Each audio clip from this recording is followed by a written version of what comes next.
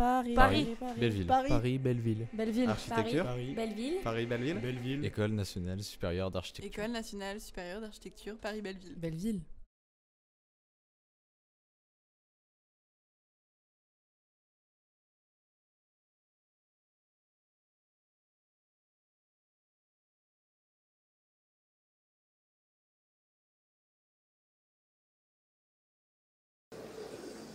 Cher Bruno Latour, merci infiniment d'être avec nous aujourd'hui. Nous avions très envie de vous entendre. Il nous semblait que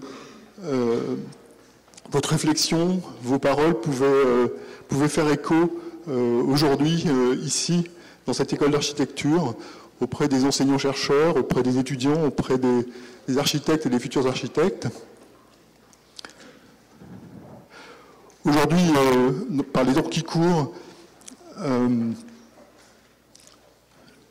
chacun, et les architectes en premier, doivent remettre en cause à la fois leur façon de penser, leur façon de faire. Ils sont un peu en première ligne sur ces sujets. Et c'est dans ce contexte-là qu'on avait envie de vous entendre. Vous n'avez pas dit du tout de quoi vous alliez parler, mais ça n'empêche qu'on a très envie de vous entendre. Et je vous remercie encore une fois infiniment d'avoir accepté notre invitation.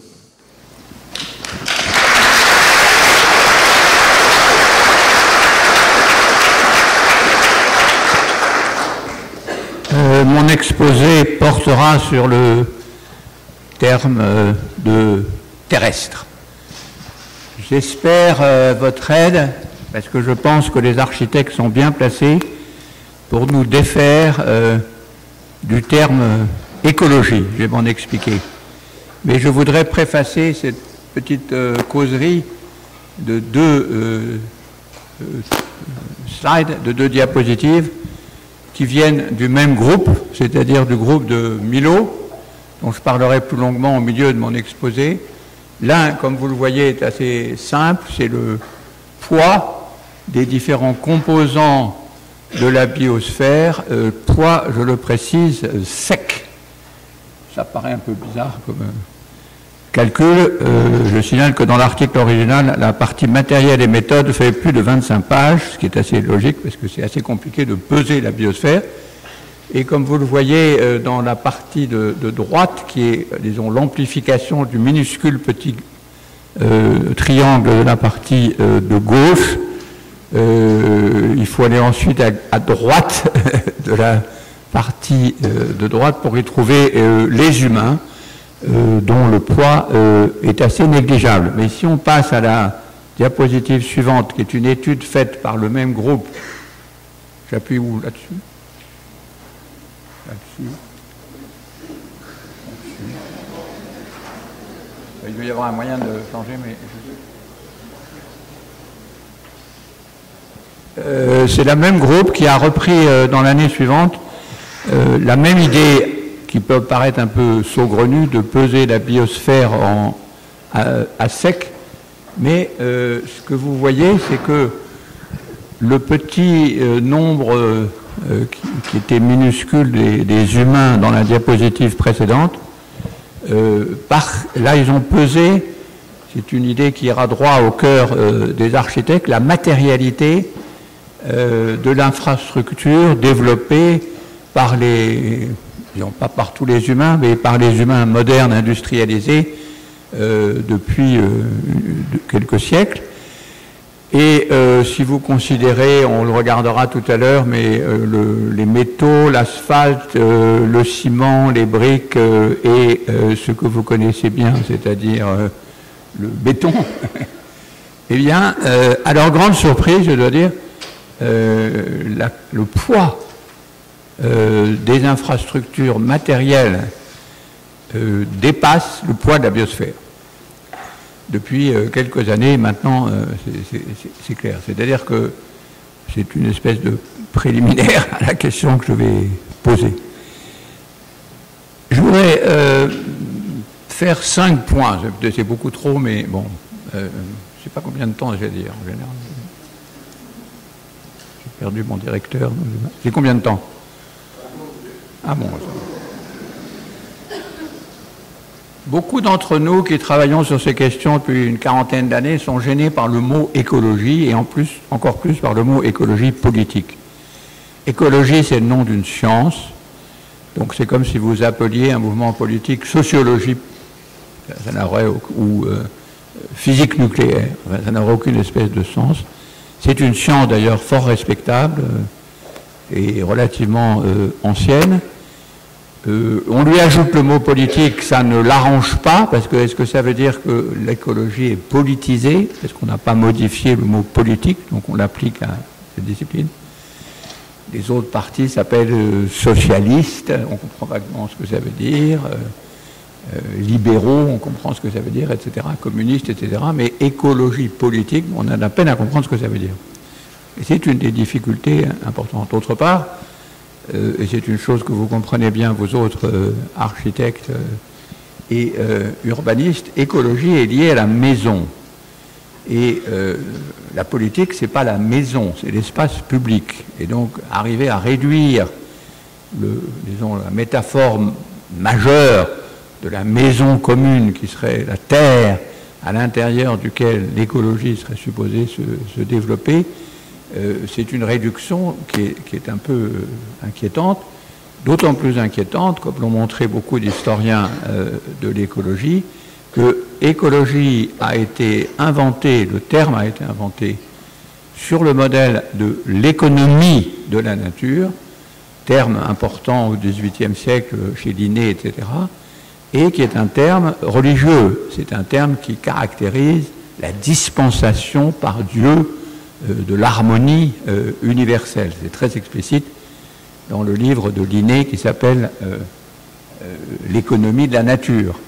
Et donc, quand Haeckel et les autres ont repris ce terme et ont dit non, c'est l'écologie, finalement, le terme général, disons, la connotation religieuse d'ordre, d'harmonie venue d'en haut et qui s'impose, est restée très forte. Donc, ça fait beaucoup de raisons pour lesquelles écologie est un terme qui colle au doigt et dont on n'arrive pas à se défaire, que néanmoins on essaye d'utiliser, mais je pense que vous avez, vous, d'autres termes pour travailler ces questions, et moi, celui que j'essaie d'introduire depuis quelques années, c'est le terme terrestre, c'est-à-dire un terme qui définit non pas une discipline scientifique, mais un espace que je vais essayer de préciser, disons, et un espace avec un certain nombre de caractéristiques et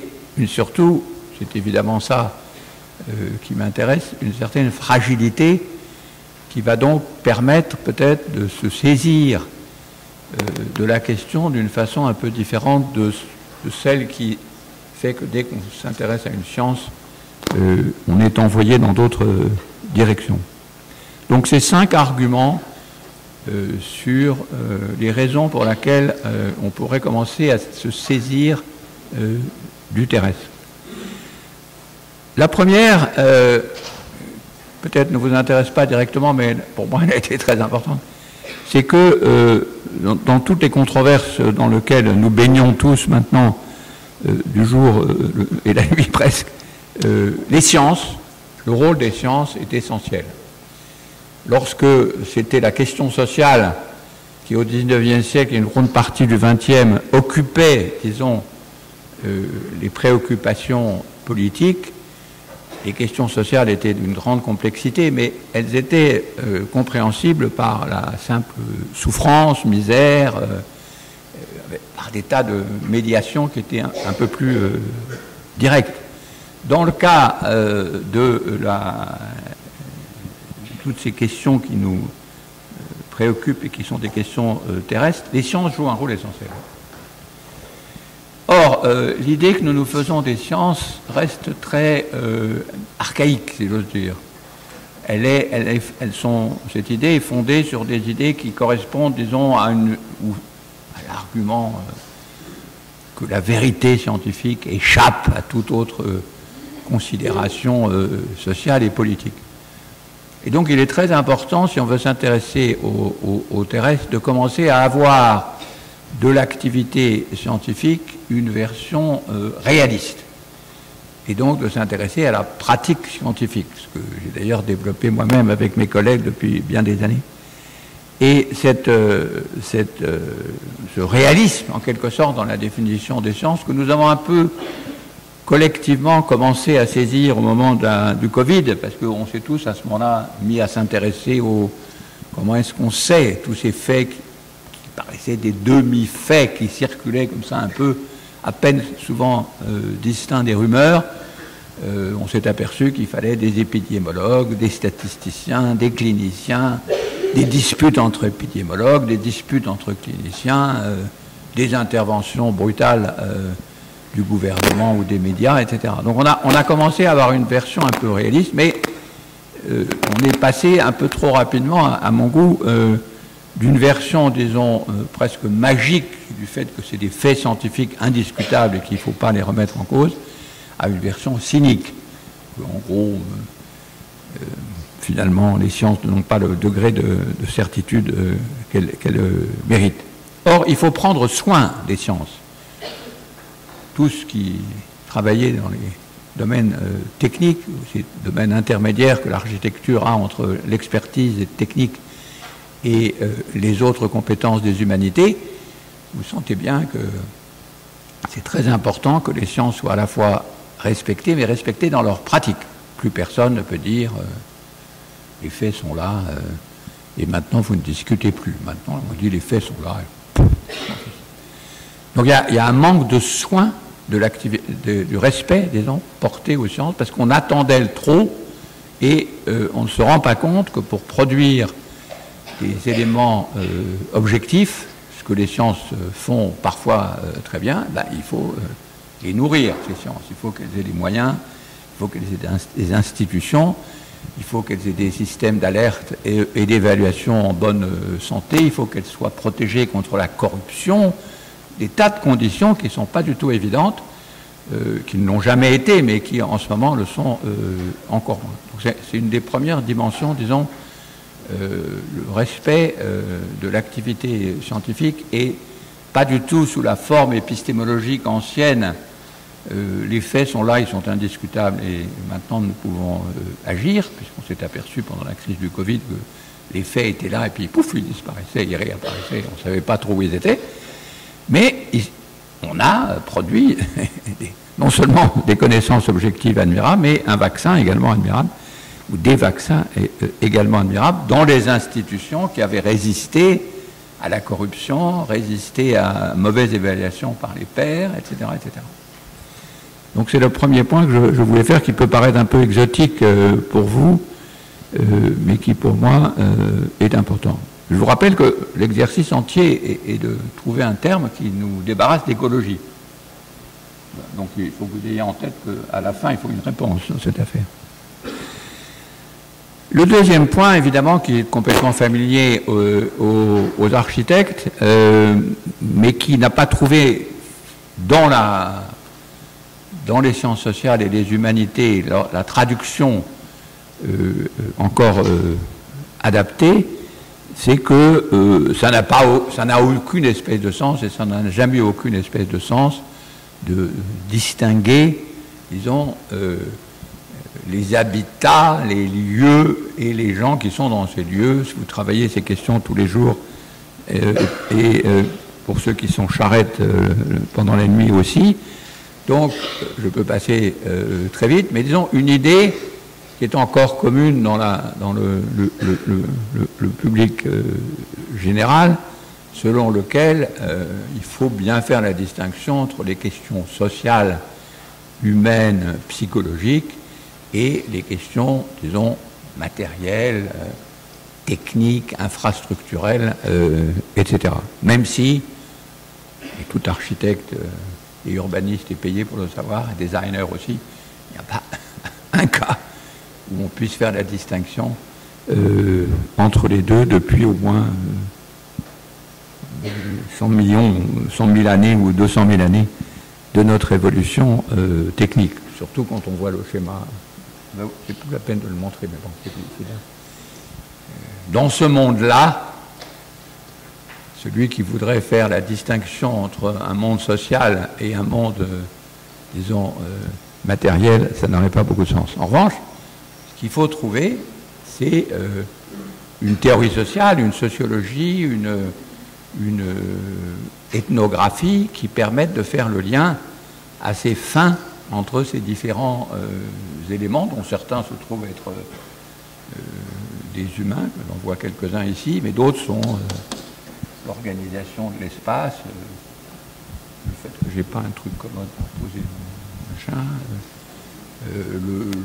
l'air conditionné, etc. Toutes ces choses qui sont évidentes en pratique, mais qui ne reçoivent pas, qui n'ont jamais reçu, en tout cas jusqu'ici, une sociologie ajustée. Les architectes n'ont pas de sociologie ajustée. Enfin, c'est l'opinion de mon ami Albena Yaneva, qui a publié récemment un livre chez Routledge qui s'appelle justement La Tour for Architect, que je vous conseille vivement.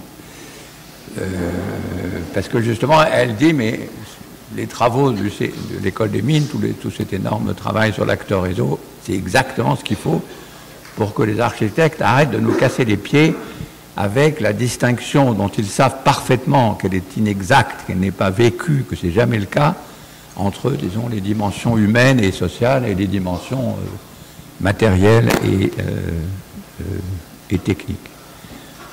Donc, c'est important parce que même si chacun sait, et dans une école d'architecture, chacun travaille à montrer comment la simple variation d'une lumière, de l'entrée d'un porche, de la construction d'un mur, etc., modifie les attitudes, les comportements, les émotions des gens et inversement. Néanmoins, vous tombez toujours sur... à la fin, au bilan, on dit oui, mais il faut bien distinguer les questions sociales, les questions techniques, juridiques, etc. etc. Or, tout parcours d'action, tout par projet, évidemment, les mélange constamment dans une séquence qu'il faut pouvoir suivre. Donc il faut se donner, du point de vue analytique, une capacité de manœuvre, disons, qui soit équivalente à celle dont on a besoin pour rendre compte de la pratique. C'est pas simplement dans le cas de l'architecture, c'est un problème général. C'est très compliqué d'avoir des types de descriptions qui correspondent à notre pratique. C'est d'ailleurs le troisième point. Il est évident que terrestre, c'est très difficile de l'accrocher, de l'attacher à la notion dont vous êtes bien familier de moderne. Et là, il y a une opération très importante qui a été faite largement au début par les architectes quand ils se sont lancés dans postmoderne, qui a créé tout un tas de vagues de discussions et parfois pas toujours intéressantes, mais quand même les architectes ont à la fois construit moderne et déconstruit postmoderne, et lancé les humanités, les philosophes, les sociologues, les intellectuels, etc., dans une réflexion sur ce que voulait dire moderne. Moderne ne veut rien dire. Ça n'est pas, comme on dit en anglais, c'est pas une ressource analytique. Il n'y a pas de sujet sur lequel, si je dis j'applique la grille, est-ce que c'est moderne ou pas, ça éclaire la situation. Par contre, c'est un topic, comme disent les analystes américains. Il y a topic et il y a ressource analytique. Quelque chose peut être une topic, mais il ne faut surtout pas l'utiliser comme ressource analytique. Moderne comme ressource analytique, ça ne dit rien.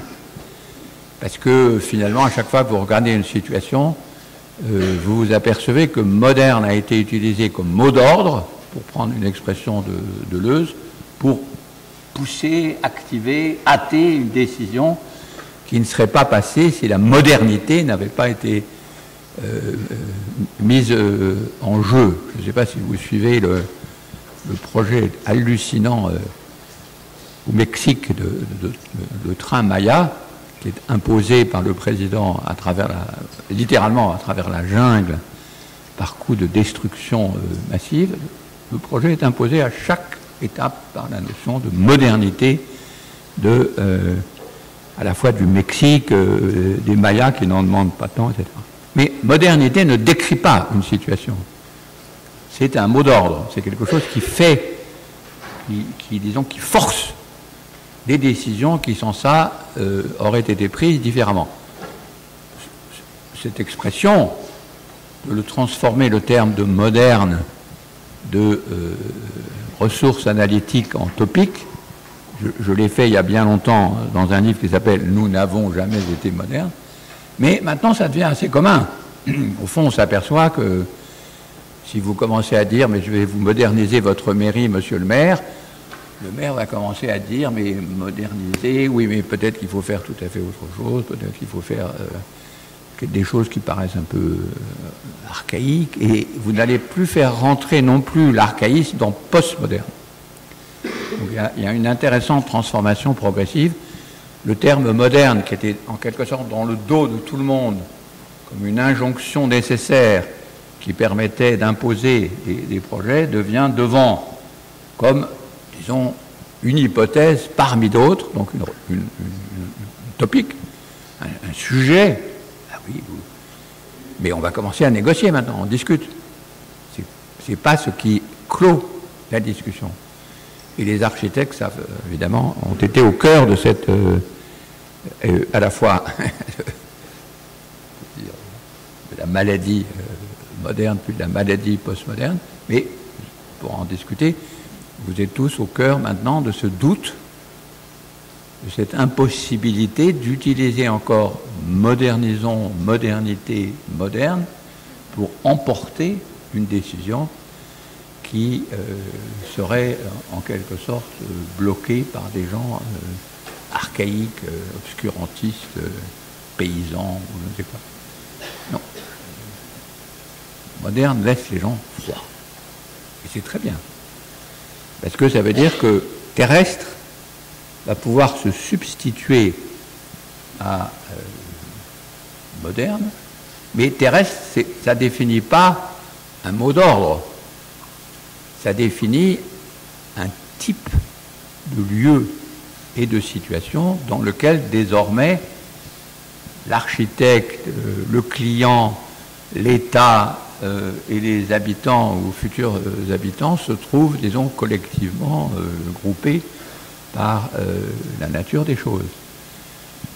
Donc, on n'est pas dans un espace qui aspire à être modernisé par l'intervention de puissances étatiques ou de puissances organisationnelles, institutionnelles. Et donc, c'est mon quatrième point, qui est évidemment un peu plus long et un peu plus compliqué. Terrestre, ça veut dire qu'on est où ? Et l'étrangeté du terme de moderne et de tout ce qui a été associé à modernité et modernisation, c'est qu'il y a toujours une grande incertitude sur l'endroit où ça se passe. On se modernise, mais pour aller où ? Le où vers lequel la modernité allait apparaît rétrospectivement de plus en plus, pour de plus en plus de gens depuis... disons, le début de ce siècle, comme, peut-être pas une utopie, mais en tout cas comme une incertitude. Ah donc, on allait où ? Et ça se traduit par quelque chose que vous comprenez parfaitement, peut-être même plus les architectes que les ingénieurs aidant les architectes, c'est que chaque sujet qui était autrefois disons, faisait partie du monde matériel, est devenu un sujet de préoccupation, de dispute, de morale, d'inquiétude et de responsabilité. C'est-à-dire, bon, évidemment, le modèle canonique, qui était en quelque sorte l'antécédent de cette transformation, qui a eu un rôle très important dans la philosophie de la technique, c'est évidemment l'amiante, qui est passé d'un produit miraculeux à un énorme problème de santé physique, de cancer, et ensuite de transformation de tous les bâtiments, du moins dans les pays développés, l'amiante continuant à tuer tranquillement les gens dans les pays pauvres. Et disons, on ne peut plus mettre amiante du côté des objets faisant partie de la matérialité du monde. Amiante se trouve dans un autre régime. Ce régime qui maintenant devient le régime commun de toutes les autres parties des ressources matérielles qu'utilisaient vos prédécesseurs, architectes, urbanistes, développeurs et créateurs d'infrastructures. Vous avez dû suivre comme moi dans Le Monde cette assez jolie série sur le sable. J'avoue que le sable, pour moi, ça au moins, ça restait quand même encore dans le monde matériel classique. Eh ben non, sable, c'est devenu, ça y est, maintenant, sable est un sujet de préoccupation, sable est un sujet d'angoisse par sa disparition, d'indignation pour ceux qui sont impactés par son extraction. Et donc, sable rend dans le statut nouveau normal, si je veux dire, la nouvelle norme, c'est qu'il n'y a plus de ressources matérielles. Il n'y a plus que des objets de concernement qui sont tous accrochés à des problèmes juridiques, tous accrochés à des controverses techniques. C'est le premier point sur les sciences. Parce qu'à chaque fois, il y a des sciences associées qui font qu'il y a une technique. Et comme vous le savez parfaitement dans vos métiers, tous associés à des associations, des militants, des activistes, et parfois même des grands sujets de disputes publiques. On peut penser aux éoliennes, etc. Donc qu'est-ce que ça veut dire de se retrouver habité dans un monde qui n'est plus un monde matériel? C'est-à-dire un monde dont, à chaque fois que vous faites un plan et que vous imaginez utiliser du bois, le bois, j'en parle pas, alors là maintenant le bois est devenu complètement... Mais si vous utilisez le verre, et même des sujets tout à fait nouveaux. Ce matin, j'étais avec un étudiant d'architecture à SPIP, à Sciences Po, qui disait, mais moi, mon problème, on cherchait un peu à avancer dans ces questions, il me disait, mon problème, c'est qu'avant, professionnellement, il est architecte professionnel, il est très mobile, il doit aller un peu partout, il allait en Irlande, ensuite il était puis il me dit, mais moi, je suis inquiet maintenant de me déplacer. Et nous sommes beaucoup, je pense, à être inquiets de nous déplacer. Donc, brusquement, la mobilité, qui était quand même un des éléments dont nous avons largement profité, surtout à ma génération, eh bien, se ralentit, devient presque un sentiment de difficulté à bouger. Donc, toute la question de la mobilité devient aussi une question de difficulté à bouger. Donc, on peut évidemment continuer à considérer que ce sont de simples questions pratiques qui sont à gérer, mais curieusement, des éléments comme mobilité, comme sable, comme amiante, etc., deviennent des bois, deviennent un autre type d'être. Et je pense que les architectes ont tout à fait conscience de cette incertitude. Il faut considérer un nouveau statut des êtres du monde. C'est ça qui m'intéresse dans le terrestre. Il est fait de nouveaux êtres qui ressemblent d'ailleurs beaucoup à des êtres prémodernes, mais ça c'est un autre sujet qui s'adresse plutôt à des anthropologues qu'à des architectes. Et donc, est-ce que ça change quelque chose d'être dans une situation terrestre et non plus modernisatrice, puisqu'au fond c'est quand même le grand basculement, où les êtres auxquels on a affaire sont des êtres qui sont des sujets de concernement. Alors, j'ai trois façons d'aborder cette question. Donc, la première, c'est évidemment, c'est une dispute. Moi, je ne sais pas, votre truc, il marche. Ah si, pardon, il marche. C'était moi qui appuyais ça. Qui est cette dispute dont vous avez forcément entendu parler, parce que ce mot qui était inconnu, maintenant il est très connu, c'est le mot d'anthropocène. L'anthropocène, c'est une bonne définition, il y a eu plein de disputes, des disputes sur la date, j'en parlerai pas, bien qu'elle soit très intéressante. Il y a des disputes du côté des sciences sociales classiques sur le fait que ce n'est pas l'anthropocène qui est responsable, que l'anthropos n'existe pas, et bien sûr il n'existe pas.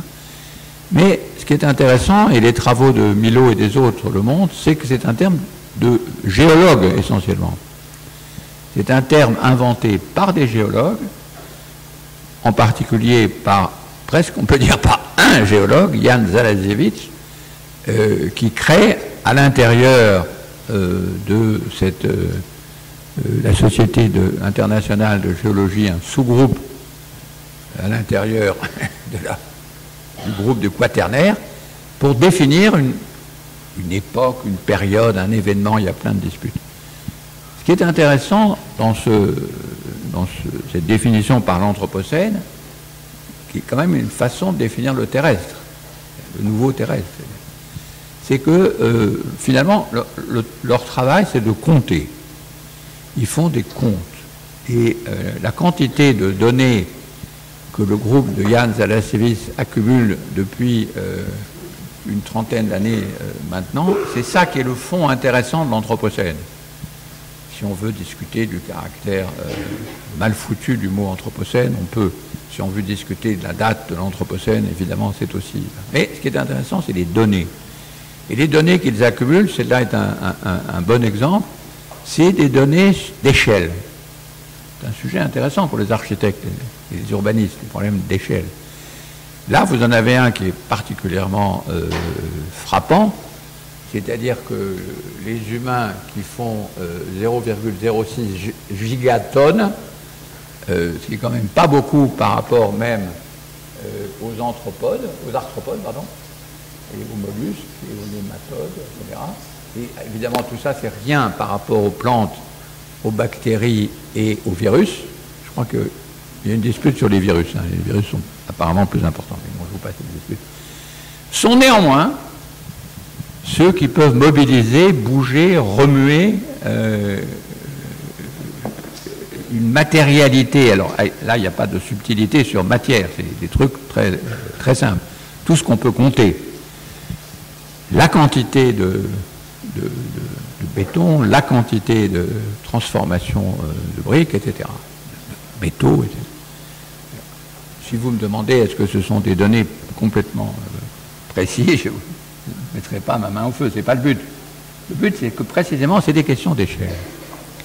Et le terme d'anthropocène dit, quelle que soit votre définition de l'humain, vous n'êtes pas à la bonne échelle. Vous ne vous rendez pas compte que l'échelle des transformations matérielles que vous laissez derrière vous n'a aucune espèce de rapport avec votre poids dans l'histoire de la biosphère. On peut en tirer beaucoup de choses, hein. On peut en tirer une magnifique leçon morale, mais pour des architectes, je pense que ce qui est intéressant, c'est cette affaire d'échelle. Parce que si vous vous dites, tiens, c'est intéressant, est-ce que l'architecture peut diminuer, faire cette courbe-là, où maintenant la matérialité, la production, dépense matérielle commence à considérablement dépasser la capacité productive de la biosphère, toujours en poids sec, hein, j'aime beaucoup ce genre de choses, en poids sec, pas en poids humide, quoique il y a les deux. Dans le papier, il y a aussi le poids humide. Comment est-ce qu'il calcule? J'avoue qu'il y a des détails qui m'échappent. Mais ce qui est intéressant, c'est de nouveau ces problèmes d'échelle. Et alors, il y a des tas de considérations traditionnelles sur l'homme dépassé par la technique, l'envahissement par le béton et tout ça, etc. Mais là, il s'agit tout à fait autre chose. Il s'agit de parler d'une condition que moi j'appelle terrestre, c'est-à-dire d'une asymétrie massive entre les capacités de génération de la biosphère et les capacités de génération, parce qu'après tout c'est plein d'idées, plein d'inventions, plein d'innovations très astucieuses, etc., de nos infrastructures matérielles. Donc l'Anthropocène, c'est le premier nom a donné à cette transformation cosmologique, si vous voulez. Si vous dites, c'est pour ça que c'est très intéressant que ce soit justement des géologues qui travaillent la question du temps dans lequel nous sommes. Pour eux, nous ne sommes pas dans un temps moderne, nous sommes dans l'Anthropocène. Et certains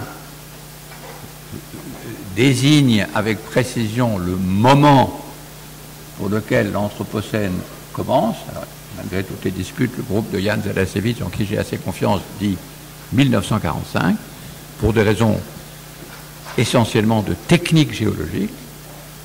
C'est pas complètement inexact si on suit les autres données de ce qu'on appelle la grande accélération. En fait, on voit, c'est une assez bonne approximation de la grande accélération. De 1945 à maintenant, voilà le temps où nous sommes. À ma connaissance, dans l'histoire des idées, c'est la première fois où ce sont des scientifiques qui se réunissent, un comité, pour définir le temps où nous sommes. C'est quand même assez extraordinaire. Ils n'ont toujours pas voté, je le signale, ça monte dans la hiérarchie des votes des différents groupes du quaternaire, mais un jour il y aura un vote qui dira nous sommes dans l'Anthropocène. Qu'est-ce qu'on fait d'une décision pareille, nous autres, des humanités, des ingénieurs, etc. C'est quand même quelque chose de fondamental. On change effectivement de... Alors il y a une discussion, est-ce que c'est une période, disons. On était dans l'Holocène, depuis 10 000 ans, 12 000 ans, ça se passait relativement bien. Et maintenant, nous sommes dans l'Anthropocène. Toute définition du terrestre qui ne prendrait pas en compte les travaux du groupe de l'Anthropocène qui définissent ces problèmes d'échelle et ces problèmes de temps, à mon avis, ferait, disons, se rendrait assez superflu, parce que c'est un phénomène fondamental. Il est parfois mal compris à cause des critiques qu'on fait toujours à l'Anthropocène, au terme Anthropocène, mais c'est pas le terme, ça. Il est discutable, etc. J'ai des étudiants qui ont fait dans le livre du MIT que j'ai fait sur... ils ont trouvé 350 autres définitions d'Anthropocène, Capitalocène, Chutulucène, qui est celui d'Haraway, enfin, on en trouve toujours du nouveau. Mais ce que je voulais vous signaler, c'est que ce qui est intéressant, c'est les données. Je vous en donne juste deux là. Mais si vous allez voir les sites du groupe de recherche sur l'Anthropocène, c'est beaucoup plus long. Je le signale parce que c'est quelque chose qui est assez peu connu. C'est que tout ce travail du groupe de recherche sur l'Anthropocène n'est pas payé par des géologues, curieusement, mais par une fondation artistique allemande à Berlin. Pour des raisons assez étranges. Le deuxième terme qui permet de situer le terrestre, c'est un terme que j'ai beaucoup essayé de pousser avec mes amis en géologie, en géochimie, c'est le terme de zone critique. Pourquoi? Parce que zone critique est un terme utilisé par toute une masse de disciplines qui recouvrent parfois les vôtres quand vous faites des études de terrain, de sol, de géologie profonde ou superficielle, mais qui est élargi à quelque chose qui est extrêmement intéressant, qui est des sites équipés sur la longue durée pour mesurer les transformations que subissent un écosystème. Même s'ils viennent de la géologie, la géochimie, on peut considérer que c'est un écosystème. Donc il y a dans le monde toute une gamme de sites qu'on appelle les observatoires de zones critiques. Il y en a pas mal à Paris, ils sont très intéressants. Et l'idée, c'est de les équiper au maximum par toutes les données scientifiques possibles, en essayant de modéliser la transformation due au fait qu'il y en a un qui est dans les Vosges qui avait travaillé sur les pluies acides, il y en a un pas loin d'ici à Orgeval qui travaille sur les crues de la Seine, enfin bref, chacun au début a un sujet, mais tous collaborent à deux éléments qui sont tout à fait intéressants, qui est la longue durée, c'est-à-dire le monitoring sur une longue durée d'une transformation d'un lieu, généralement un lieu assez fortement impacté par l'activité humaine. C'est le cas d'Orgeval, c'est à l'est de Paris, des endroits complètement anthropisés. Mais l'arrivée des humains dans une vallée ou dans un bassin versant, c'est précisément ce qu'il s'agit d'intéresser. La deuxième chose intéressante, c'est que ce sont des disciplines qui font le lien entre le laboratoire, le directeur se trouve à l'IPGP de Paris, et le terrain. Et ce n'est pas si fréquent que ça d'avoir en continu, disons, des gens qui passent du laboratoire et qui vont et qui équipent aussi précisément qu'ils le peuvent le terrain. Zone critique définie, et c'est ça qui est intéressant du point de vue que moi j'appelle cosmologique, je ne suis pas sûr que mes camarades scientifiques suivraient complètement, mais non. Cette affaire de fragilité du terrestre. Parce que dans tous ces problèmes d'écologie, on nous parle de la fragilité locale, de la fragilité d'un élément particulier, mais on ne nous parle pas de ce qui est le centre de l'intérêt de la zone critique, c'est-à-dire des quelques kilomètres qui sont non pas la Terre, c'est l'inconvénient du mot terrestre, non pas la Terre, mais précisément, on n'a pas de nom pour le définir, cette petite surface de quelques kilomètres en haut et en bas, qui a été transformée par les vivants depuis 4,5 milliards d'années. C'est tout. Nous n'avons pas d'autre expérience du monde, nous n'avons pas d'autres habitats, d'autres lieux que ces quelques kilomètres. L'espace moderne était très différent. L'espace moderne était justement celui d'un espace infini. C'était précisément le cosmos. On pouvait se déplacer partout. Il y a encore des gens qui prétendent pouvoir se déplacer partout. La zone critique, telle qu'elle est travaillée par mes amis scientifiques, c'est une toute petite surface qui est à la fois transformée par les vivants et qui est le seul habitat dans lequel les vivants sont développés. C'est pour ça que quand vous lâchez dans la zone critique un résultat comme celui-là, ce n'est pas la même échelle que si vous lâchez un résultat comme celui-là dans le cosmos. Dans le cosmos, comment les humains pourraient-ils faire une transformation quelconque? Nous ne sommes rien qu'un ciron, une mouche, nous passons, le monde continue, etc. Oui, mais ce n'est pas notre monde.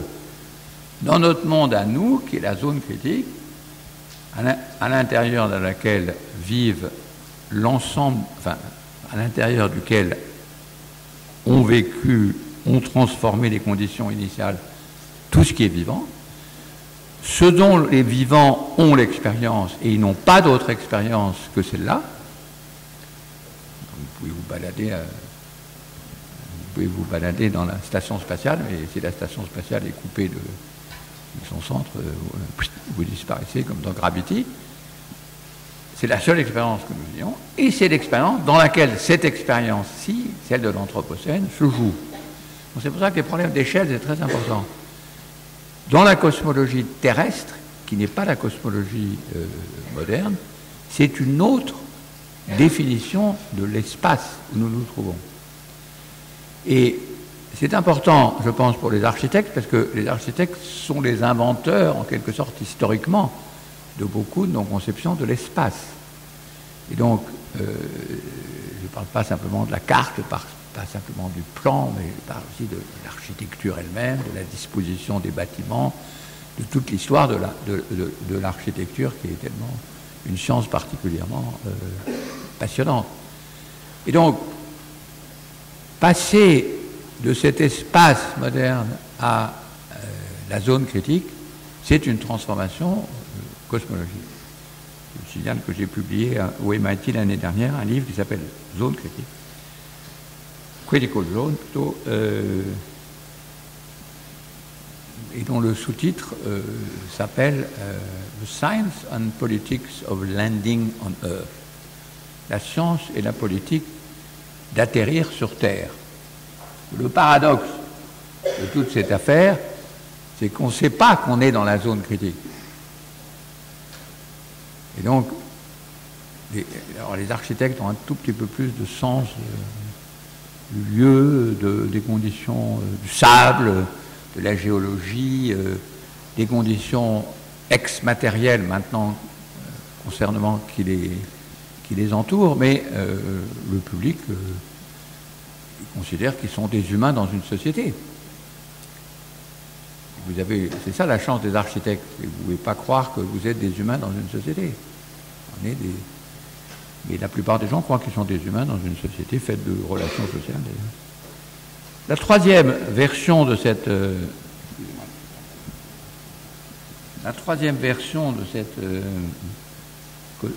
changement cosmologique, c'est des problèmes d'intensité. C'est un terme que j'ai beaucoup travaillé, beaucoup utilisé, beaucoup étudié aussi, avec des succès divers, je dois dire. C'est le terme de Gaïa.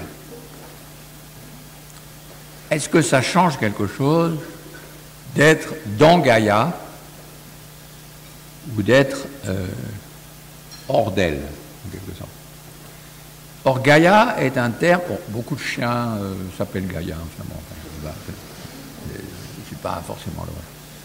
Mais on se trompe toujours sur l'utilité du terme, pour une raison qui est devenue chaque jour dans la littérature scientifique de plus en plus urgente, qui est la notion associée de tipping point. Vous avez dû entendre parler des tipping points. C'est la littérature scientifique la plus effrayante, je veux dire, à lire. Chaque fois qu'il y a un nouvel article qui paraît, je mets plusieurs jours avant d'oser la regarder. Le dernier, c'était Anytime, sur l'enchaînement des tipping points et le dépassement des tipping points. Tipping point est lié au contenu même de l'argument de Gaïa, que bizarrement on a de la peine à comprendre alors que la notion est d'une simplicité extrême, c'est que les vivants ne sont pas dans un environnement. Et là, les architectes comprennent tout de suite. Ils sont dans un environnement qu'ils ont construit eux-mêmes. Les humains font ça magnifiquement, un peu excessivement, il faut le reconnaître, mais les vivants ont fait ça depuis l'origine des bactéries.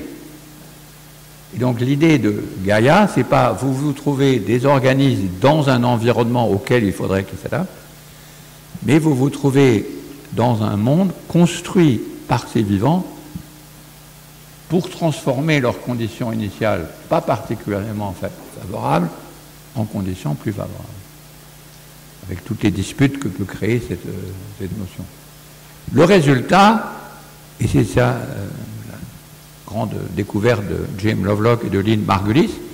Lovelock est mort au mois d'août, au mois de juillet, pardon, et je signale que la correspondance entre Lovelock et Margulis vient d'être publiée, que c'est tout à fait passionnant, à la fois pour l'histoire des sciences et pour l'histoire de Gaïa.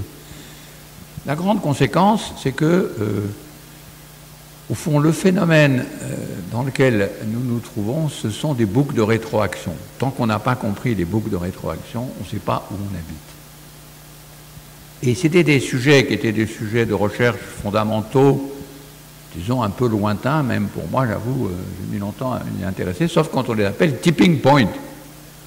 Parce que quand ils appellent tipping point, ça veut dire que si vous basculez d'un côté de ce tipping point, les choses, situation de catastrophe, s'empirent rapidement.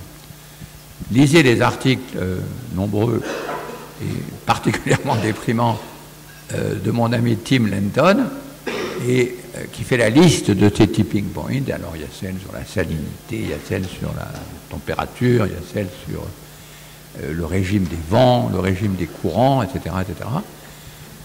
Et vous avez lu probablement dans la presse la semaine dernière que leur dernière conférence signalait qu'il n'y a pas simplement les tipping points, il y a les tipping points qui accélèrent les autres tipping points. Et donc, on se trouve dans quelque chose qui est une complète autre histoire. Et c'est pour ça qu'on nous bourre le mou quand on nous parle d'écologie. Ça n'a rien à voir avec l'écologie. C'est une transformation cosmologique. Vous n'êtes pas au même endroit à la même époque avec l'Anthropocène. Vous n'êtes pas dans le même lieu avec la zone critique, mais vous n'êtes pas non plus dans la même situation historique avec Gaïa. Non pas parce que Gaïa risque de mourir, Gaïa se débarrassera de nous, et là encore pour pas mal de millions d'années, mais parce que c'est nous dont il s'agit, les nous attachés à ces infrastructures qui, en déclenchant successivement les tipping points, il n'y a pas que celui de la température, hein. L'article dont je parlais sur le end time commence par dire que tous les modèles de l'IPCC, enfin du GIEC que vous avez, dont on entend parler, etc., ont constamment, depuis une trentaine d'années, joué la carte de la version la plus optimiste, par peur d'affoler. Les scientifiques détestent affoler. Les gens les accusent d'affoler, même quand ils ne le font pas, mais alors là, quand ils commencent à... Et l'article est très, très courageux, très intéressant, très déprimant. Il dit, nous devons, nous scientifiques, arrêter de toujours choisir le modèle le plus encourageant, sous prétexte qu'il ne faut pas affoler les politiques. Prenons les choses au sérieux, jouons la carte de l'analyse du end time, c'est-à-dire le game over. Ça fait peur, mais c'est nécessaire si, et c'est un article entièrement sur la modélisation, c'est des modélisations, hein. Rappelez-vous le point 1, c'est pas de la science, il faut accepter, c'est une science dont il faut prendre soin, savoir comment elle est faite, est-ce qu'elle est corrompue, est-ce qu'elle n'est pas corrompue, enfin toutes les questions classiques. Mais c'est une question qui modifie la situation historique dans laquelle nous nous trouvons tous. Alors, on a connu des tipping points, enfin la notion de tipping point, je pense qu'elle est publiquement, du point de vue des modèles, elle est très ancienne, mais du point de vue, il faut peut-être que je m'arrête. Non. Le directeur a un peu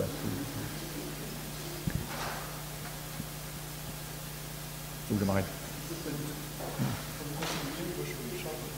Ah bon, rien à voir. Mais bon, j'ai presque fini. J'ai fini. Donc, on se trompe toujours sur Gaïa. Gaïa, c'est pas un truc rassurant, c'est pas la mère nature, c'est pas Mother Earth, etc. Là, si vous connaissez un mot de mythologie, vous vous apercevrez d'ailleurs que la Gaïa mythologique, c'est une vraie salope, et que c'est pas du tout un modèle de... Enfin, si c'est un modèle de motherhood, c'est un modèle post-féministe. Et en plus, c'est un problème technique, c'est-à-dire que les vivants ont contribué à la transformation des conditions des vivants suivants. Ça, on est parti de bactéries. À ce moment-là, Gaïa était juste un film. 4 milliards d'années, on est là où on est. Donc c'est un mécanisme de transformation dans lequel nous nous insérons parfaitement, nous les humains, en faisant la même chose. Il n'y a rien de scandaleux dans le fait de construire des bâtiments, des niches, etc. Les termites font pareil, les castors font pareil, etc. Mais il y a un problème dès qu'on aborde cet autre aspect de Gaïa, c'est-à-dire des boucles de rétroaction dont on s'aperçoit, là, celle qu'on connaît, tout le monde connaît, c'est celle du climat, et on s'aperçoit qu'elle est très mal réglée. Vous ne pouvez pas vous confier à Mother Earth pour maintenir le climat en place.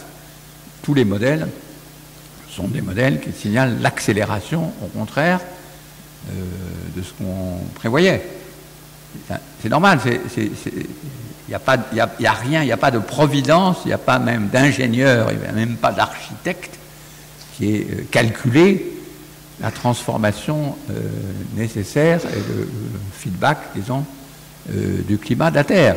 Elle s'est faite toute seule à phase attelée, par hasard, par modifications successives et par stabilisation au cours du temps de certains feedbacks. Mais tout ça, c'est d'une fragilité extrême.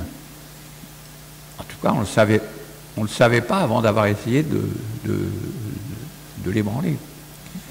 Et donc il y a une vraie difficulté à accepter de se confronter avec Gaïa et avec la notion de tipping point.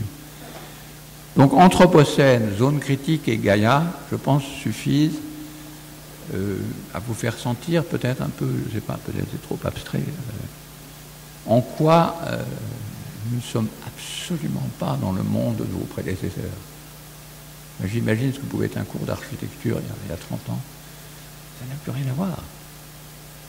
On est dans un monde qui n'a pas la même matérialité, dont les matériaux sont maintenant des éléments de concernement controversés qui entraînent droit, morale, responsabilité politique, agitation, etc., qui sont eux-mêmes situés dans une grande affaire de feedback qui elle-même est, en tout cas pour les humains, en situation de crise qui peut devenir à tout moment, d'après ce que disaient les modèles, une crise extrême, à l'intérieur d'une zone critique qui est une toute petite partie de la Terre et une toute petite partie de ce que nous considérions avant comme le cosmos. Donc voilà, j'ai un 5e point qui est très rapide, c'est que je pense que ça change assez profondément les orientations politiques. Mais bon, c'est un sujet qui nous entraînerait peut-être plus loin, dans des questions qui sont peut-être plus intéressantes pour les jeunes, je ne sais pas. C'est-à-dire que le grand axe, maintenant, ce n'est pas l'axe de la modernisation et ses différents, disons, les différentes versions, libérales, socialistes, l'axe, il est dans l'autre direction, et c'est celui de savoir si on atterrit. C'est le titre d'un livre que j'ai écrit. Oui. Je ne sais plus comment s'appelle le livre. Où atterrir. Voilà. Est-ce qu'on atterrit? C'est-à-dire, est-ce que la civilisation se déplace là où elle est? C'est très bizarre, les modernes. Ils étaient dans une situation qui était ailleurs que là où ils étaient. C'est pour ça qu'ils n'ont jamais été modernes. Rappelons ce magnifique livre sur le Corbusier. Le Corbusier s'intéressait qu'à une chose, c'est la hutte primitive sur des piliers. Derrière tous ces trucs, soi-disant de modernisation, il y avait la hutte primitive. Et à chaque fois que vous prenez un sujet, quelqu'un qui, disons, un modernisateur extrême, vous tombez sur des choses qui sont évidemment le contraire, puisque moderne, ce n'est pas un État, c'est un mot d'ordre. Donc la question politique, c'est pour ça que je critiquais écologie, et quand on y met politique, ça n'arrange pas. Terrestre, ce n'est pas un slogan politique, mais c'est une direction. Est-ce que vous voulez être terrestre? Ah ben non, moi je reste humain. Ou bien non, moi je reste moderne. J'ai vu que mon ami Picon venait de faire un texte sur le fait qu'il était toujours moderne. Ça m'amuse assez. Je n'ai pas encore lu l'article. Donc c'est ça maintenant les grandes questions. Mais je pense que pour vous, surtout les jeunes, la chose la plus étonnante, c'est de se retrouver sans objet matériel à manipuler, puisque chacun de ces objets devient un sujet de préoccupation, de concernement. Et j'aimerais bien, ça c'est une chose que j'aimerais bien discuter, qu'est-ce que ça change à la pédagogie, à la pratique, de se retrouver à chaque fois sur une controverse finalement. Et donc de ne pas pouvoir agencer simplement, comme vos prédécesseurs, des ressources matérielles, comme on disait. Non, pas du tout. C'est des combinaisons de disputes et de controverses. Bon, je ne sais pas du tout si ça vous a intéressé. Mais... Bon, ben.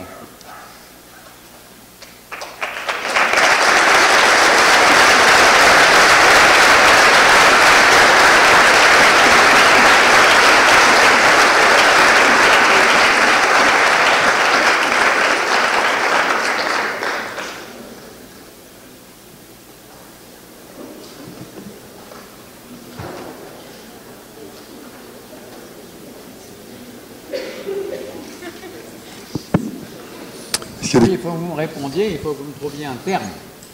Est-ce qu'il y a des questions? Qui commence?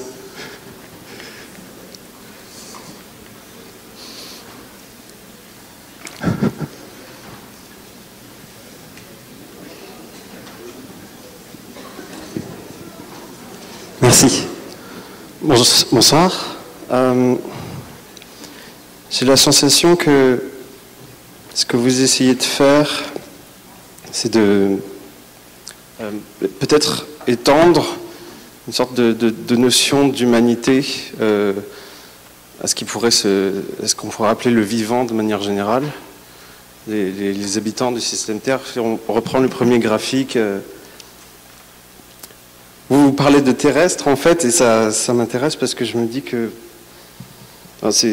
humain, c'est déjà terrestre, ça vient du humus, qui est fait de la terre. Et essayer de ramener le concept peut-être primordial, naturel sur nous, comme pour essayer de s'habiller à nouveau de ça. Est-ce que c'est pas aussi une manière de vouloir faire corps avec le système? Et est-ce que dans ce cas-là, ce serait intéressant dans les méthodes qu'on pourrait trouver dans la transformation du langage pour mieux fonctionner, j'aime pas ce mot, mais et peut-être dans l'autre sens, étendre justement des principes que nous, on tient sacrés d'ores et déjà comme celui de l'humanité au reste de l'activité vivante. Voilà, c'était ma question. Excusez-moi, je ne suis pas complètement sûr, je suis un peu dingue et même avec mes oreilles. C'est quoi la question en fait? J'ai l'impression que c'est ce que vous... J'ai l'impression que essayer d'homogénéiser... les humains sont hermétiques, en quelque sorte. Vous avez l'air de... Il y a toujours ce paradigme dans lequel on n'arrive pas à sortir, où l'humanité s'hermétise de plus en plus par rapport à son environnement. Vous dites qu'il n'y a pas d'environnement. On est autant l'environnement que... voilà. Donc, si on se débarrasse déjà de l'environnement, c'est bien. Donc, est-ce qu'on se débarrasse de l'environnement? Est-ce qu'à défaut de se débarrasser de l'environnement en environnalisant les humains, est-ce qu'on ne peut pas s'en débarrasser en humanisant l'environnement? C'est ça ma question. Ouais. C'est le problème, c'est qu'il faut plutôt, enfin, dans les études que font mes collègues en théorie d'architecture, qui sont inspirés par l'acteur réseau, comme Albena, Yaneva et les autres, c'est plutôt de trouver un fil qui permette de suivre simultanément un élément de controverse technique entre deux experts. Ensuite, le point suivant, c'est un problème juridique qui interdit de mettre, gagner 10 mètres carrés ici. Ensuite, c'est une dispute avec des activistes qui s'opposent, etc.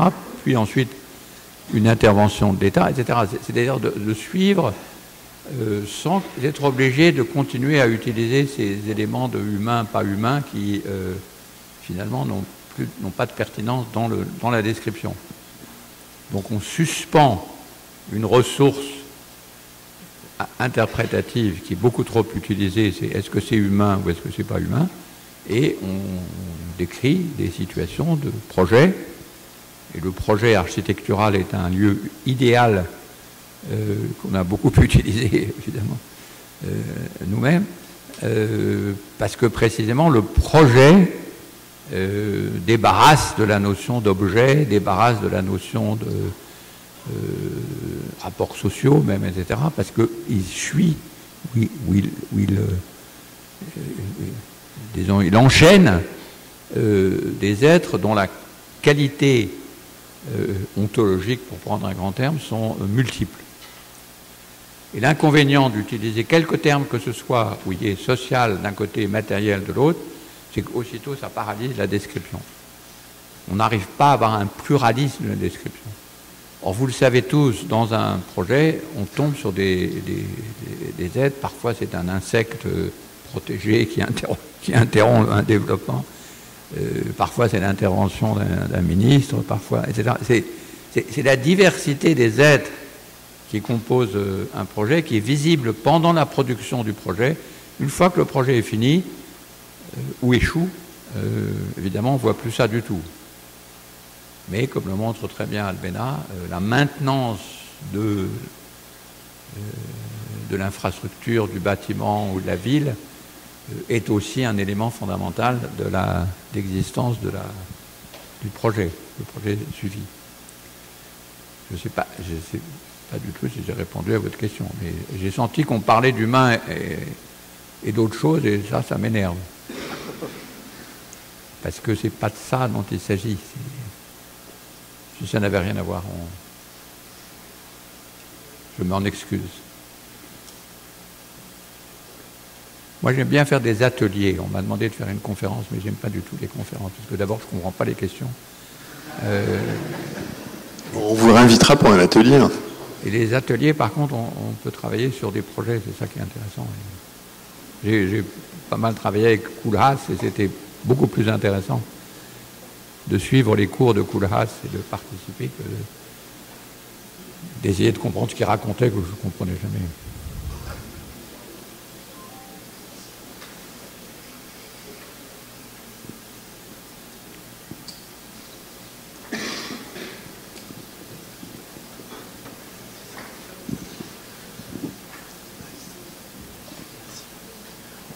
Bonjour, merci pour votre exposé.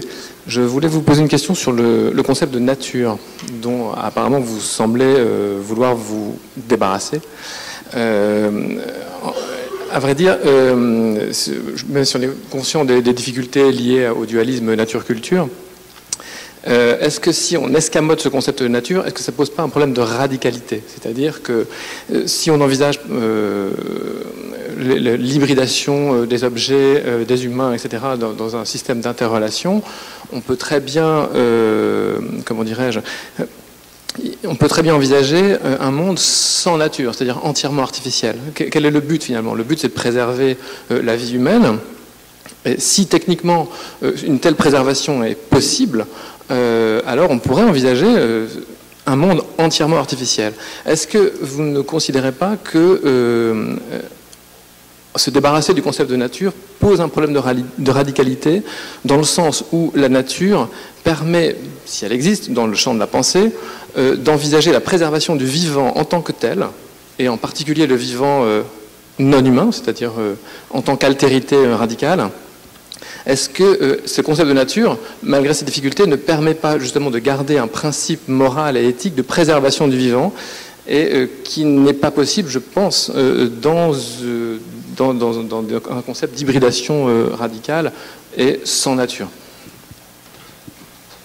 Ça, je comprends cette question, parce qu'on a pas mal travaillé avec beaucoup d'autres. Ce n'est pas du tout une élimination de la notion de nature par caprice, c'est une spécification de la notion de nature. Terrestre, ça dit quelque chose localement. Le problème de nature, d'ailleurs vous avez très bien dit que c'est un principe moral, c'est quand même assez amusant, parce que nature hésite toujours entre une version naturaliste, disons, de la matérialité à l'ancienne, telle qu'on l'a imaginée au XVIIe siècle, et un principe moral. Et donc nature n'est jamais utilisée, encore une fois, ce n'est pas une ressource, c'est une topique. Nature n'est jamais utilisée pour définir le naturel. Elle est toujours utilisée pour comme vous l'avez dit parfaitement, pour maintenir une certaine autonomie pour des raisons morales parfaitement respectables. Mais ce n'est pas spécifié, nature. Dans nature, on met le Big Bang, on met la découverte de nouvelles planètes, on met le QI qui est supposé être naturel, etc. On met tellement de choses qu'on ne spécifie pas. Et c'est vrai qu'avec beaucoup d'autres, avec des Descola, etc., on s'est battu pour que la nature et le naturel ne viennent pas constamment gêner le respect pour l'altérité des êtres, qui est quand même la question que vous posez, c'est-à-dire comment est-ce qu'on maintient l'altérité des êtres. Or, la notion de nature historiquement, telle qu'elle a été en particulier dans sa version au XVIIe siècle, elle n'avait pas du tout ça pour but. Elle avait pour but, au contraire, de pouvoir unifier l'ensemble des vivants sous la forme la plus, alors souvent une forme complètement caricaturale, mais disons, sous la forme de l'objectivité. Tous les vivants sont en fait de l'ADN, un peu d'eau, etc. Et donc, toute la question que vous posez, elle est très importante, elle fait l'objet de beaucoup de recherches chez beaucoup d'anthropologues, de philosophes, etc. C'est, est-ce qu'on peut trouver un moyen plus spécifié, et moi je dis plus local, de maintenir l'altérité des êtres dont nous considérons qu'il est essentiel qu'ils continuent à maintenir l'habitabilité de la planète. Ce que nature, historiquement, n'avait pas du tout pour but de faire. Alors, c'est une question disputée parmi les philosophes, hein, je le reconnais. Et vous l'avez opposé à artificialité. C'est compliqué parce que Gaïa, c'est au fond un être de l'artificialité du monde fabriqué par les vivants. Artificiel, dans la version classique, disons, est le contraire de naturel, mais ça ne dure pas très longtemps, cette différence. Elle est compliquée, en fait, à maintenir. Il faut donc considérer plutôt une propriété générale. Les vivants transforment leurs conditions d'existence pour les rendre plus favorables, que ce soit en construisant un amphithéâtre air conditionné ou si vous êtes un termite, pardon, dit. Et donc, artificialité, pas forcément l'opposé de la notion de nature. Mais je reconnais que ce sont des questions qui se posent, qui font l'objet de tas de discussions parfaitement passionnantes sur les philosophes des vivants. Mais enfin, le but, c'est comment enfin trouver les termes pour respecter l'altérité radicale, là c'est radical effectivement, des êtres, pas simplement des êtres vivants d'ailleurs. Et donc la notion de nature, du moins dans mes travaux et ceux de mes collègues et à ma génération, est plutôt apparue comme une gêne que comme une aide. Ça peut changer, hein, parce qu'après tout, nature c'est aussi fusis, il y a plein d'usages prémodernes de nature qui sont au contraire de très puissants moyens. Et puis après qu'on ait fait toutes ces discussions, on dira, bon, bah, finalement, nature, qui veut dire capacité d'engendrement, c'est un très bon terme. Ça peut très bien arriver. Mais enfin, pour le moment, nature telle que c'est utilisé par opposition à artifice, par opposition justement à morale, etc., c'est plutôt un inconvénient. Mais c'est une dispute, enfin un désaccord parfaitement légitime. Mais quand Descola a fait son grand livre, par-delà nature et culture, c'était précisément un peu comme le mien, nous n'avons jamais été modernes, pour se débarrasser d'un trope qui paralysait complètement l'anthropologie. Mais ça n'a qu'un temps, hein. Au bout d'un certain temps, on peut dire, ben voilà, le travail est fait, maintenant c'est autre chose qui se passe. Écoutons dans nature capacité génésique, qui est au fond un de ses sens aussi. Mais ça ne va pas l'associer aux mêmes philosophies.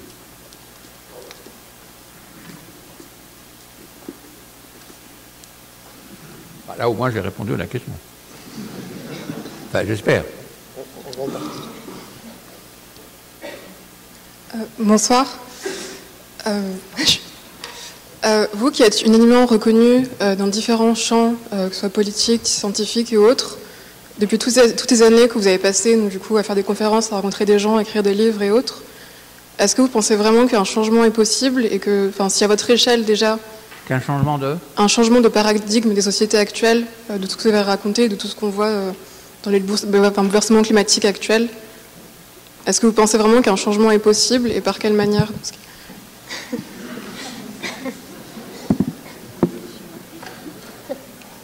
Chacun travaille avec ses outils. Hein. Mes camarades disent tes affaires, ça coupe les cheveux en quatre, ça n'avance en rien. Les questions, écologie politique, tout le monde l'utilise. Pourquoi tu nous embêtes à ne pas vouloir utiliser écologie politique?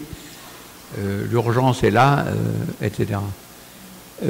Et moi, je constate exactement l'inverse, c'est-à-dire que quelle que soit la quantité d'informations dont nous disposons, quel que soit le sentiment, en particulier cette année, d'une urgence accrue disons, qui tombe vraiment dans l'estomac de tout le monde, l'action, disons, les capacités de mobilisation restent très faibles. Et j'ai un peu de sens historique et je me rappelle que les socialistes, ils avaient beau, les philanthropes du 19e siècle avaient beau faire des tas d'études très intéressantes sur les misères ouvrières, c'est seulement quand les socialistes ont commencé à nommer, à donner une expression, disons, presque scientifique de la situation calamiteuse qu'on a maintenant appelée la question sociale, que ça a aussi entraîné des transformations beaucoup plus profondes. Et que je pense qu'il y a une dimension, mais je reconnais que ce n'est pas du tout la seule, évidemment, qui fait que l'activisme est bloqué en permanence par un certain nombre de difficultés qui sont des difficultés que j'appellerais conceptuelles. Mais évidemment, je reconnais que c'est un peu c'est mon métier c'est mon métier qui le veut. Ceci dit, en un certain sens, les idées mènent le monde. Après tout, toute cette affaire de modernisation, c'est des idées sur la modernisation. Quand on voit au poids de décisions qui ont été prises au nom de ce concept de modernisation, on se dit, mais on ne peut pas quand même ignorer le poids fabuleux d'un concept aussi simple et aussi mal construit. Donc, forcément, on se dit, bon, si tu es philosophe, anthropologue, etc., construis-en d'autres. Et essaye de voir ce que ça donne. Mais je reconnais que c'est parfaitement discutable et qu'on peut dire, non, tu nous embêtes. Mais je me méfie de l'anti-intellectualisme dans les questions politiques radicales, parce que c'est là aussi où on risque de perdre quelque chose. Non, les gars, il s'agit d'inventer quelque chose qui est l'équivalent du socialisme au XIXe siècle. C'est ce que j'ai essayé dans le mémo sur la classe écologique. Comment voulez-vous mobiliser, tout simplement, regardez ce que font les extrêmes droites en termes de travail intellectuel et conceptuel pour arriver à convaincre les gens. C'est un travail colossal. Ce n'est pas de la grande philosophie, je le reconnais, et elle est généralement assez vilaine, mais ils ont dit la question de la conquête culturelle précède la conquête politique. Pourquoi est-ce que c'est pas le mouvement essentiel des écologistes? Vous voyez, c'est ça ma question. Et si on me dit on n'a pas le temps, je comprends aussi. Et je m'intéresse beaucoup à aider les activistes à sortir de certaines impasses qui sont quand même des impasses. La notion de nature, c'est un cas typique. C'est paralyser l'idée de la défense de la nature ou de sauver la planète, ça paralyse complètement. Vous entendez un discours sur sauver la planète, vous restez complètement assis sur votre chaise sans rien faire. Qu'est-ce que ça veut dire sauver la planète? Elle est là depuis 4 milliards d'années. Vous allez sauver la planète. C'est insensé. Donc il y a quand même un travail, il y a tout un travail intellectuel que tous les autres partis ont fait, les libéraux ont fait pendant 2 siècles, les socialistes ont fait pendant 1 siècle. Par quel miracle les écologistes pourraient s'en dispenser, je ne le sais pas. Voilà ma défense, mademoiselle. Mais encore une fois, je comprends parfaitement les désaccords.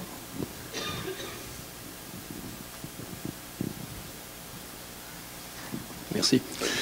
Parlons du monde matériel. Vous avez jeté un pavé dans la mare en faisant la critique d'une notion qui, pour les architectes, est essentiellement culturelle, la notion de modernité. Est-ce que vous pourriez revenir sur la déconstruction de ce mot d'ordre de la modernité? En fait, il n'y a pas énormément de contenu c'est modernisez-vous. Donc ça fait un front. Et si vous ne vous modernisez pas, vous ratez le train. Je ne sais pas très bien quel train et où il va, mais vous allez manquer un train. Et surtout, vous allez être accusé d'être réactionnaire, obscurantiste, etc. Je crois, il n'y a pas énormément d'autres contenus que ça. Mais ça a un effet depuis une période, enfin ça a été beaucoup étudié, bien sûr, mais c'est devenu complètement une espèce de paroxysme depuis la guerre, depuis la dernière guerre, c'est d'organiser l'espace et le temps. Le temps, c'est celui de la flèche de la modernisation avec un front. Et, chose assez intéressante, ce front, il est généralement unifié, c'est-à-dire si vous faites ça, il faut aussi faire ça, il faut aussi faire ça, il faut aussi faire ça, il faut faire ça. Il est irréversible. Et il a derrière lui des paresseux et devant lui une avant-garde. Et c'est cette avant-garde qui, disons, décide ou emporte le morceau. Alors je caricature, je simplifie énormément, mais je pense que vous avez en tête pas mal d'épisodes d'histoire de l'architecture qui correspondent à ça. En détail, si vous le regardez, ça ne marche jamais. C'est ça qui est intéressant. On n'a jamais été moderne, on a toujours fait autre chose. Mais à chaque fois, on y a rajouté cette injonction qui a des effets de paralysie, disons, de l'opposition.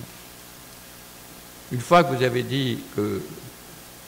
Alors maintenant, ça ne marche plus du tout, mais dans les années 60-70, c'est moderne. Imaginez ce qui est arrivé à l'agriculture française dans les années 60-70.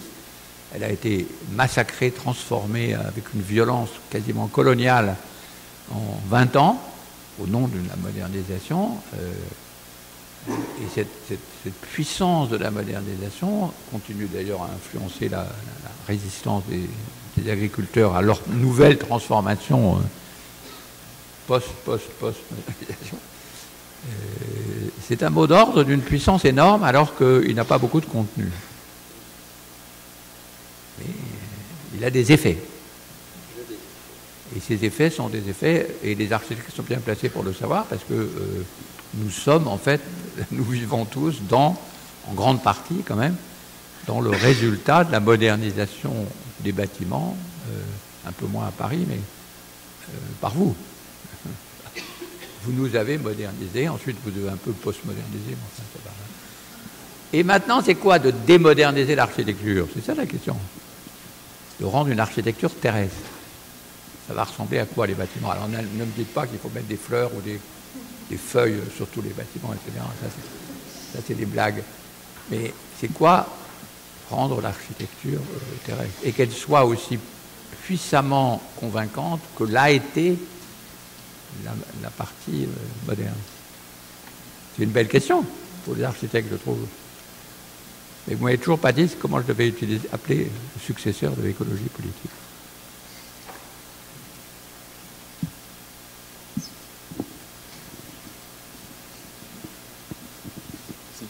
Merci.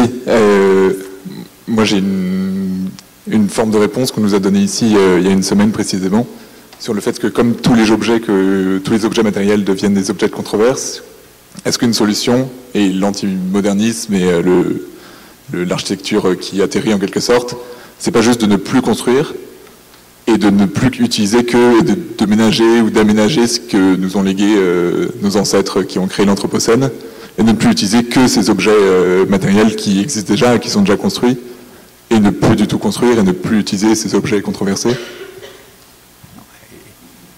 Il y a 9 milliards de gens à loger, à habiter, etc. Vous n'allez pas diminuer les innovations. Il faut beaucoup plus d'innovation, beaucoup plus de construction, beaucoup plus d'astuces, mais elles ne sont pas placées pareil. Mais ça, c'est à vous de résoudre la question, c'est pas à moi, je ne suis pas architecte. Ce que je dis, c'est que vous n'êtes pas devant un problème facile de rendre l'architecture terrestre, mais ce n'est pas une diminution de l'architecture, ça c'est des arguments sur la décroissance, ou je ne sais pas quoi. Ça veut dire quoi décroître pour un architecte? Je ne pense pas que ça veut dire grand-chose, sauf que ça peut vouloir dire utiliser moins différemment, transformer, discuter. Mais ce qui est sûr, c'est que vous n'avez plus vous ne pouvez plus disposer du monde matériel. Ça vous emmerde, mais c'est bien.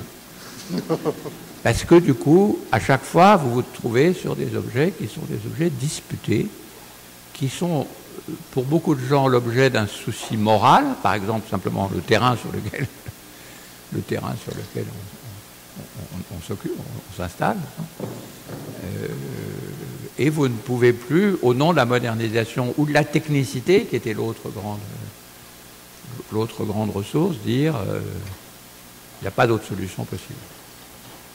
Et moi, je construis. Non, il ne s'agit pas du tout de ne plus rien faire, au contraire. Il s'agit d'être beaucoup plus astucieux dans ce qu'on fait. Au fond, ça veut dire qu'on n'a pas été trop astucieux.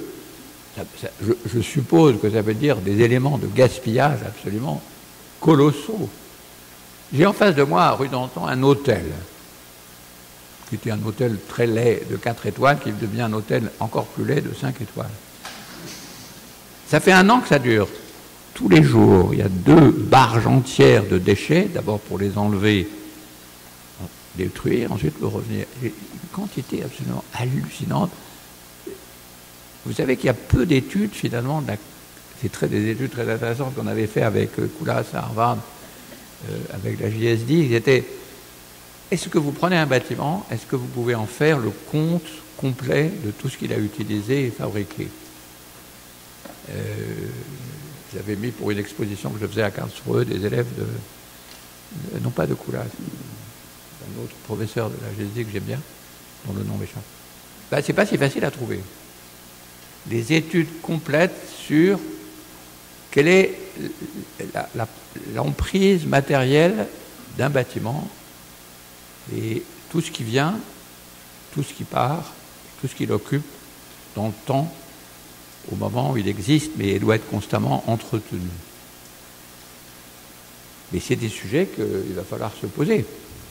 C'est-à-dire, on ne peut plus... ça, maintenant, vous êtes complètement tenu par ces questions-là. Qu'est-ce que vous faites des déchets? Maintenant, vous êtes légalement tenu. Vous ne pouvez plus les balancer ou les réimprimer. Donc, à l'amont comme à l'aval, comme dans les problèmes de maintenance, vous êtes tenu par un... Alors, je ne parle pas de la législation qui est très compliquée, bien sûr, qui a toujours été compliquée, mais par des controverses. Et c'est bien d'être tenu par des controverses. Ça vous rend la vie difficile. Ça complique les décisions. Et donc, ça veut dire plein de nouvelles innovations, plein de nouvelles idées, la sélection d'autres types. Je pense que le type de l'architecte à la Koulas, il est aussi démodé que le nouveau bâtiment de l'UMA à Arles. C'est-à-dire, dont d'ailleurs Maya Hoffman reconnaît qu'il est 20e siècle. Elle s'est trompée. C'est un truc 20e siècle. Mais le rôle de l'architecte, j'aime bien Koulas, mais c'est complètement démodé. Donc c'est quoi parce que la conséquence d'être des architectes plus terrestres, c'est aussi comment on travaille. Et donc la signature. Je le sais parce que mon ami Yann Evan, dont je parlais tout à l'heure, a fait une ethnographie du laboratoire, de hameau de Koulas, qui est tout à fait passionnante. Ça, c'est des modes complètement disparaître. Donc c'est quoi les nouveaux modes de construction de l'architecture comme pratique? Je ne sais pas si vous travaillez ces questions, mais je pense qu'elles sont intéressantes. Qu'est-ce que c'est que d'enseigner l'architecture? Je suppose que vous vous préoccupez de ces questions.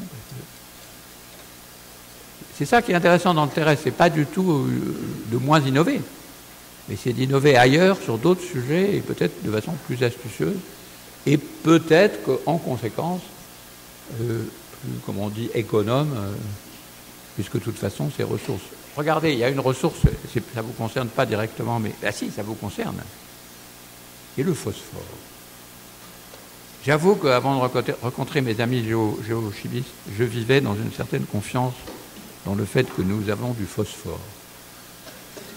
Et le phosphore, il est au Maroc. En gros, c'est un truc marocain, le phosphore. Et il en reste, apparemment, une trentaine ou une quarantaine de saisons d'exploitation du phosphore. Si vous êtes biologiste, vous comprendrez qu'on ne peut pas se passer de phosphore. Le vivant, Gaïa, tous les mécanismes, a des mécanismes d'une complexité incroyable pour récupérer chaque atome de phosphore qui tombe d'un arbre et reconstitué, je crois, 200 fois recyclé avant d'être perdu. Nous, à chaque fois qu'on peut aller dans les toilettes et qu'on pisse, il va à l'eau, il disparaît, il va dans les océans, où il reviendra évidemment dans un quasi-Maroc, mais dans 200 millions d'années. Donc il est perdu pour nous. Donc les humains, c'est ça qui est quand même, vous voyez, c'est des trucs d'angoisse.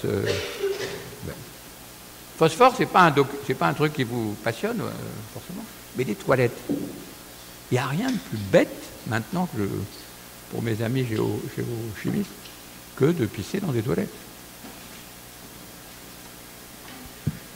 Et c'est quoi changer les toilettes du monde civilisé entier? Voilà un problème d'architecture qui mérite une belle étude. Alors il y a les toilettes sèches, etc. Mais aller mettre des toilettes sèches dans les hôtels chics de Paris. Et puis voilà, un monde d'innovation à trouver pour se passer, retrouver, récupérer le phosphore qui va à la mer et qui disparaît pendant le nombre de 200 millions d'années, je ne sais pas justement. Ça met du temps, les cycles géologiques. Alors que les vivants eux-mêmes ont inventé des systèmes d'une subtilité incroyable pour recycler 200 fois ce dont ils savaient parfaitement qu'il était rare et qu'il ne fallait donc pas le perdre trop vite. Je suis très intéressé par ces problèmes de toilettes, mais j'avoue que c'est ça qui est bien avec les architectes, c'est qu'on peut parler de sujets, de vrais sujets. Ça, c'est un vrai sujet, les toilettes.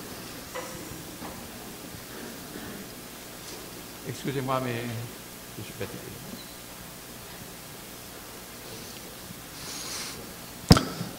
Merci.